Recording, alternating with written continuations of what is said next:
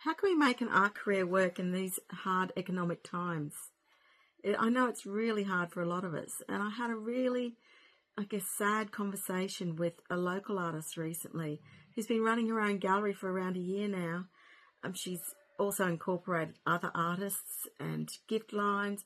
Everything in her shop is just absolutely beautiful, and I'd be happy to get any item at all as a gift. But she's decided to close down her gallery because there just haven't been enough sales to make it worth her while and to cover expenses. And that's a really sad state of affairs because, it's not that she doesn't do beautiful art. It's not that she hasn't reached out to other artists. She's tried some social media tactics, and she's run some courses as well. But it just still hasn't been enough. So does this mean that we just can't make an art career work in this day and age? Well, absolutely not. So let's explore some ideas that might help us get there. So when we find that our art business just isn't working, that's a sign that it's time to pivot and just try something different. Some of the challenges that we're facing at the moment are rising costs of material and rent for shop space and marketing. It's all just getting so expensive right now, and I don't know about you, but I can't walk past an art shop without ducking in and buying something, and that all adds to the costs of our art. People are also cutting back on non-essential spending because, let's face it, everyone's doing it tough now. So, that people are finding it hard just to pay their bills. So spending money on art is, some people see it as an unnecessary cost.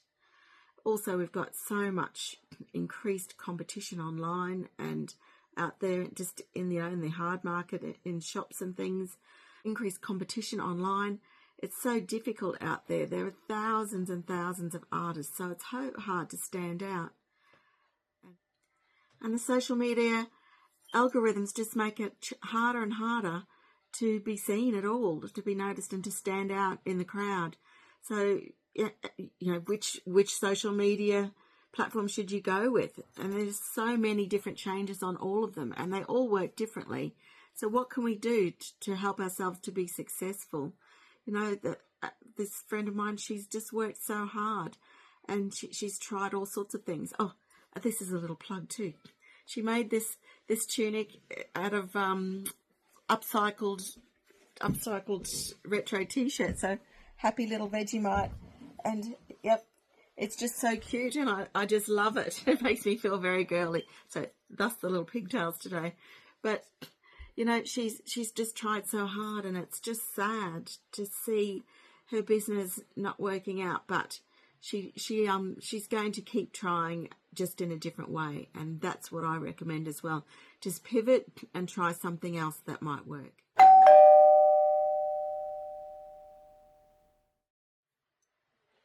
So the shift mindset is absolutely essential when it comes to your art business. The key to surviving tough times is treating your art career just like a business, which I guess it really is. And diversification is just crucial. You need to have as many income streams as possible. Don't just rely on one because, YouTube might say, change up the algorithm, or you might lose your channel altogether, and then you're totally without an income stream. And that's really scary, to be honest. So you need to expand your business beyond just originals. You can sell prints, digital art, or merchandise with your prints on them. You can offer commissions, licensing, collaborate with other artists. So there are a lot of different ways that you can go as opposed to just doing original artwork.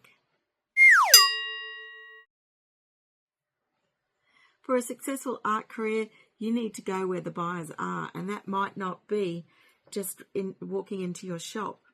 So you can use social media wisely. Choose your platforms though, because the art buyers might not all be out there on TikTok where people are just dancing around and having fun.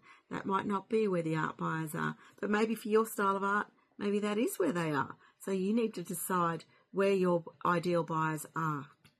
So also build an email list. Don't just rely on social media because, the platform could take you down tomorrow and there's all of your audience gone.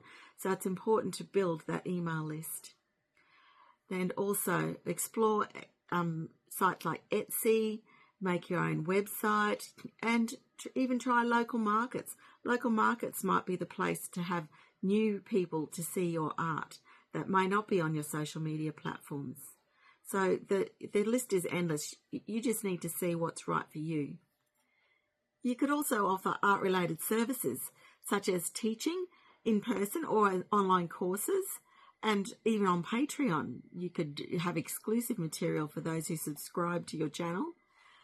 You could also become an art consultant or an art coach for beginners, or do freelance illustration work and design work.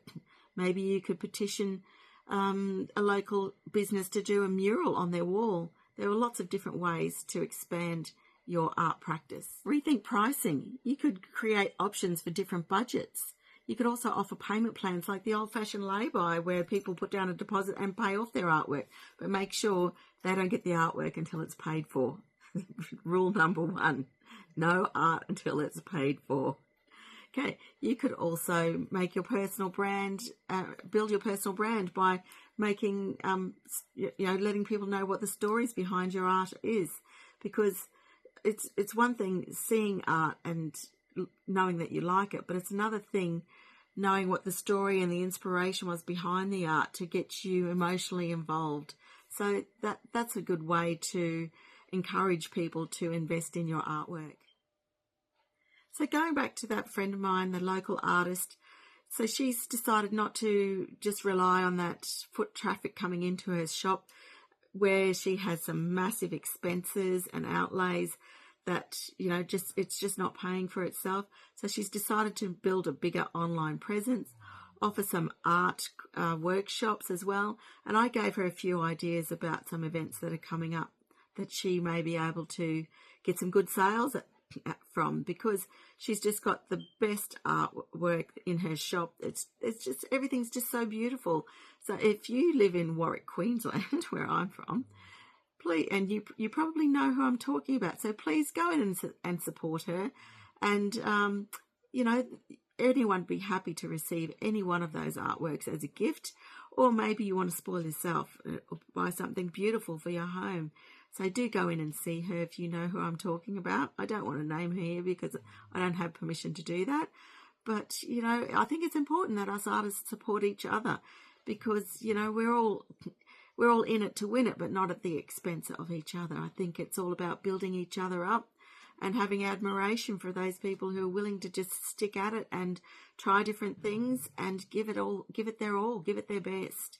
And that's what's really important.